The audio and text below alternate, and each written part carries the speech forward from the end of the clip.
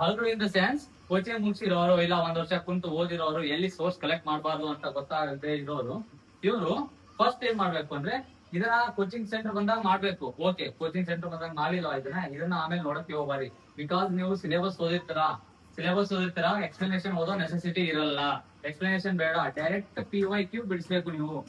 Direct PYQ, ಒಂದು question 4 option, ಒಂದು question 4 option. ಇದರಲ್ಲಿ ನೀವೇ ಸಾಲ್ವ್ ಮಾಡ್ತಿರ್ಬೇಕು. ಹಳಬ್ರಾಗಿರ್ತೀರ ನೀವು, ಒಂದ್ 6 ತಿಂಗಳಾಗಲಿ 1 ವರ್ಷ ಆಗಿ ಓದಿ ಎಕ್ಸ್ಪೀರಿಯನ್ಸ್ ಆಗಿರುತ್ತೆ.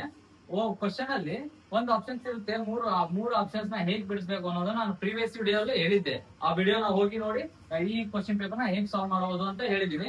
ಸೊ ಅದು ಆತರ ಮಾಡ್ಬೇಕು. ನೀವು ಎಕ್ಸ್ಪ್ಲನೇಷನ್ ಇರೋದು ತಗೋಲೇಬಾರ್ದು. ಹಳಬ್ರು, ಕೋಚಿಂಗ್ ಮುಗಿಸಿರೋರು, ಮತ್ತೆ 1 ವರ್ಷ ಆಗಿ ಓದಿರೋರು ಎಕ್ಸ್ಪ್ಲನೇಷನ್ ಇರೋದನ್ನ ತಗೋಲೇಬೇಡಿ.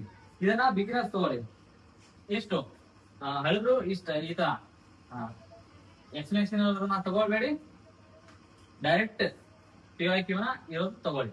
ಓಕೆ, ಇದರಲ್ಲಿ ಯಾವ್ದಾವ್ದು ತಗೋಬೇಕು ಸರ್? ಹೇಗ್ ಸೋರ್ಸ್ ಕಲೆಕ್ಟ್ ಮಾಡೋದು? ಫಸ್ಟ್ PC ಇಂದ ಹಿಡಿದು DC ತನ ಸೆಂಟ್ರಲ್ ಗವರ್ಮೆಂಟ್ ನಡೆಸ್ತಲ್ಲ. ಫಾರ್ ಎಕ್ಸಾಂಪಲ್ EPFO ಆಗ್ಲಿ, CDS ಆಗ್ಲಿ, NDA ಆಗ್ಲಿ, ಯಾವುದೇ ಕ್ವಶನ್ ಪೇಪರ್ ಸಿಗ್ಲಿ ಅದನ್ನ ತಗೊಂಡು ಬಿಡಿಸ್ಬೇಕು. ನೆಕ್ಸ್ಟ್ ಸ್ಟೇಟ್ ಅಲ್ಲಿರೋ PC to DC, PC to KS,